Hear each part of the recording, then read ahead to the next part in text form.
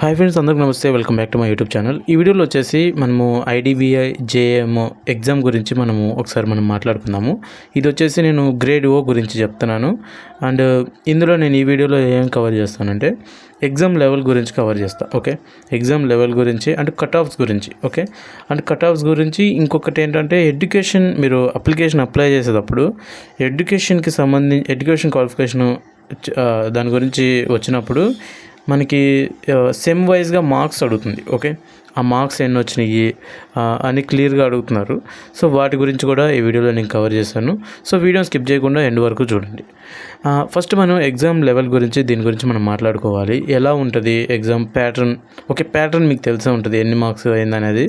అది ఎక్కడ కొట్టినా వస్తుంది. ఓకే, అది పెద్ద ప్రాబ్లం కాదు.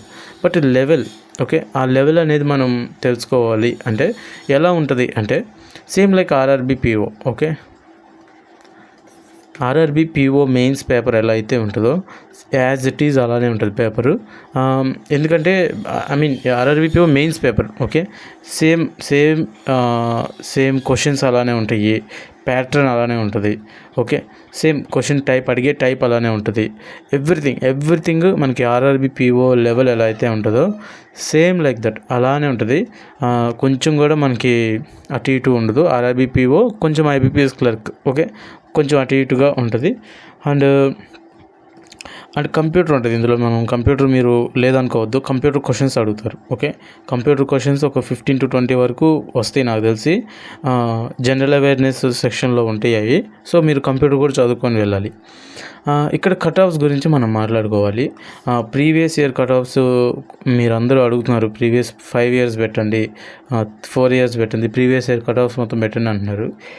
ఇక్కడ విషయం ఏంటంటే ప్రీవియస్ ఇయర్ పెట్టొచ్చు, ఇప్పుడు నేను పెడతాను. కాకపోతే పాయింట్ ఏంటంటే ప్రీవియస్గా జరిగిన ఎగ్జామ్స్, గ్రేడ్ ఓ ఎగ్జామ్స్, జేఎం గ్రేడ్ ఓ ఎగ్జామ్స్ ఎలా జరిగినాయి అంటే ఓవరాల్ ఇండియా వైడ్గా జరిగినాయి. Okay, like IBPS PO as like SBI PO. But ఇప్పుడు ఎలా జరుగుతుందంటే రీజనల్ వైజ్గా జరుగుతుంది. లైక్ ఇప్పుడు ఆర్బీఐ అసిస్టెంట్ ఎలా జరుగుతుంది రీజనల్ వైజ్గా. ఓకే, సో అట్లా రీజనల్ వైజ్గా మనకి ఆర్ఆర్బీస్ ఎగ్జామ్స్ ఎలా జరుగుతాయి. మన బ్యాంక్ ఆర్ఆర్బీస్ కాదు, రైల్వే ఆర్ఆర్బీస్ లైక్ జోనల్ వైజ్గా. ఓకే, హైదరాబాద్ జోను, మనకి చెన్నై జోను, లేకపోతే బెంగళూరు జోన్. ఓకే, ఇట్లా జోనల్ వైజ్గా జరుగుతుంది. ఓకే, ఇప్పుడు ప్రీవియస్ ఇయర్ కట్ ఆఫ్స్ నేను పెడతాను, దానివల్ల మీకు యూజ్ ఉండదు. ఓకే, ఇప్పుడు ప్రీవియస్ ఇయర్ ఓబీసీ వచ్చేసి ఒక 120, ఓకే, 120 లేదా 115 ఉందనుకుందాం ఫర్ సపోజ్ 200కి. ఎందుకు ఉపయోగపడుతుంది అది ఏ స్టేట్ కన్నా అనుకుంటాం. Okay, so cut offs, previous year cut offs చూసి మనకి ఎటువంటి యూజ్ లేదనమాట ఇక్కడ. సో వాటి గురించి మీరు మర్చిపోండి. అంటే ప్రీవియస్ ఇయర్ చూసి కూడా చూడొద్దనే చెప్తాను నేనైతే. అసలు ప్రీవియస్ ఇయర్ కట్ ఆఫ్స్ గురించి అసలు మర్చిపోండి. ఫ్రెష్ ఎగ్జామ్ అనుకోండి, బయలుదేరండి.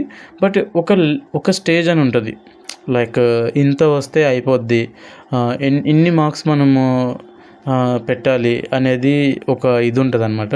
అది మనము ముందుగానే చెప్పలేము. బట్ అంటే ఎందుకు చెప్పలేము అంటే వాడి పేపర్ ఏ లెవెల్ ఇస్తాడో మనకి తెలీదు. బట్ నేను చెప్తుంది ఏంటంటే ఆర్ఆర్బిపిఓ లెవెల్ అని చెప్తున్నా కదా. ఓకే,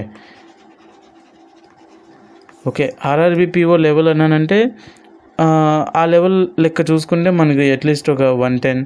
ఓకే, ఇంకా ఈజీగానే ఉంటుంది. మరి ఆర్ఆర్బిపిఓ అంత లెవెల్ ఉండదు, కొంచెం ఆర్ఆర్బిపిఓ కానీ కొంచెం తగ్గిద్ది. ఓకే, ఎందుకంటే ఇందులో కంప్యూటర్ కూడా యాడ్ అయ్యిద్ది. ఓకే, అంటే ఈజీగా వస్తాయి ఇందులో బిట్స్ యాజ్ కంపేర్ టు ఆర్ఆర్బిపిఓ. ఈజీగా వస్తాయి కంప్యూటర్ బిట్స్. ఓకే, సో అంటే ఇట్లా ఆర్ఆర్బిపిఓ అని అంటున్నాను అంటే సో ఒక 120 అట్లీస్ట్ మీరు టార్గెట్ చేయటం బెటర్ అంటున్నాం. ఓకే, ఒక 120, 125. ఓకే, ఎన్ని వస్తాయి అన్ని. ఓకే, నేను అంటున్నానని కాదు, అక్కడ మీరు పేపర్ లెవెల్ని బట్టి మీరు అక్కడ డిసైడ్ అవ్వటము నాకు తెలిసి ఇంకా బెటర్ ఆప్షన్.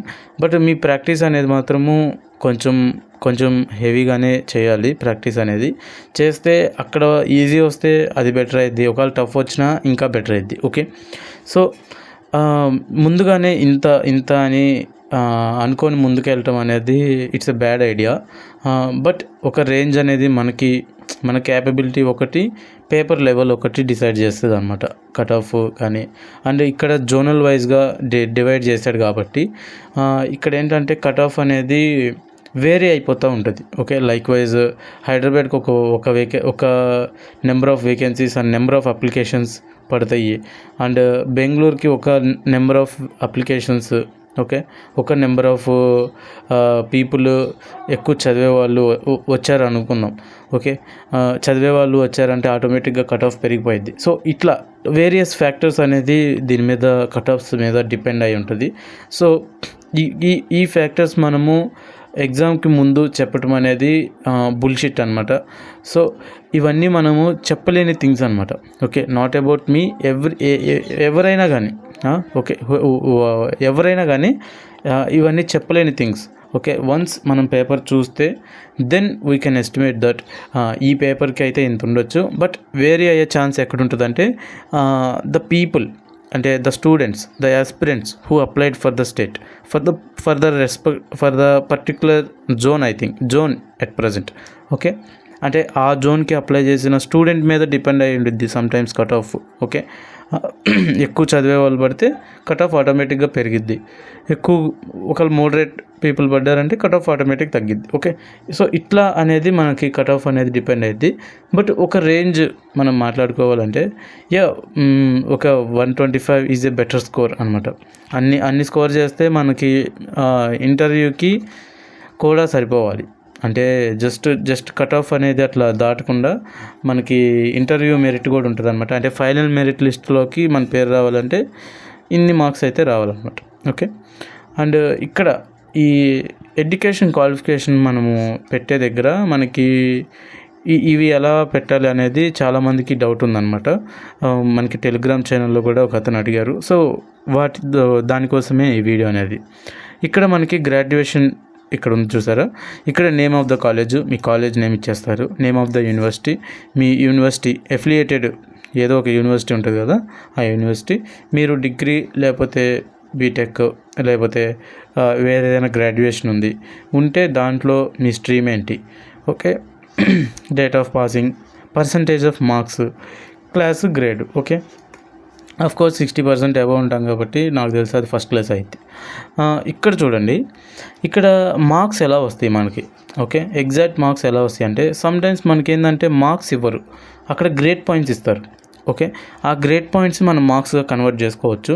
మీరేం చేస్తారంటే ఫర్ సపోజ్ మీది ఒక ఆంధ్ర యూనివర్సిటీ అనుకోండి కాసేపు, లేదు కృష్ణా యూనివర్సిటీ అనుకోండి కాసేపు, ఓకే, లేకపోతే ఆచార్య నాగార్జున యూనివర్సిటీ అనుకోండి. ఈ యూనివర్సిటీస్కి ఫస్ట్ సెమిస్టర్లో మీ డిగ్రీ సబ్జెక్ట్లో ఎన్ని మార్క్స్కి, ఓకే, మీ డిగ్రీ ఫస్ట్ సెమ్ ఎన్ని మార్క్స్కి పెడుతున్నారు, ఓకే, అనేది ఫస్ట్ మీరు గూగుల్లో సెర్చ్ చేస్తే వాళ్ళ అఫీషియల్ సైట్కి వెళ్తే అందులో వస్తాయి. ఓకే, ఇదేంటంటే ఇదే అని మనం చెప్పలేము, ఎందుకంటే ఒక్కొక్కరిది ఒక్కొక్క యూనివర్సిటీ ఉంటుంది. ఫర్ సపోజ్ ఇప్పుడు నాది ఆచార్య నాగార్జున యూనివర్సిటీ, నాది Acharya Nagarjuna university. First sem నాకు 300కి, ఓకే, సెకండ్ సెమ్కి ప్రాక్టికల్స్ కలుస్తాయి దానికి, ఓకే, అది 350 అయింది నెక్స్ట్ సెమ్. మళ్ళీ సెకండ్ ఇయర్ థర్డ్ సెమ్ వచ్చేసి 300కి. సో ఇట్లా వేరీ అయిపోతూ ఉంటుంది. ఓకే, ఇది మా యూనివర్సిటీకి ఇలా ఉంది అండ్ వేరే యూనివర్సిటీకి వేరేలా ఉంటుంది. ఓకే, సో ఇదే అని మనం చెప్పలేమన్నమాట. సో మీరు ఆ యూనివర్సిటీకి వెళ్ళి, ఆ యూనివర్సిటీ వెబ్సైట్కి వెళ్ళి ఫస్ట్ ఇయర్ ఎన్ని మార్క్స్కి అని కొట్టిన తర్వాత ఒక మార్క్ వస్తుంది, అది ఇక్కడ టోటల్ మార్క్స్ దగ్గర పెట్టండి. ఓకే, ఫర్ సపోజ్ నేను ఇక్కడ 300 అంటున్నారుగా, ఇక్కడ 300 పెట్టండి. ఇప్పుడు మీకు ఎన్ని మార్క్స్ వచ్చినాయి అనేది మీ ప్రొవిజనల్ సర్టిఫికెట్లో ఒక సిజిపిఏనో లేకపోతే గ్రేడ్ పాయింటో ఉంటుంది. ఓకే, సిజిపిఏ లేదా జీపీఏ. ఆ జీపీఏని ఇప్పుడు 300కి ఇప్పుడు కన్వర్షన్ రేట్ ఉంటుంది కదా, అంటే ఇప్పుడు 90% ఆఫ్ 300 అంటే 9 3 27. ఓకే, ఇలా అంటే 270 మార్క్స్ నీకు వచ్చినట్టు ఫర్ సపోజ్ నీకు.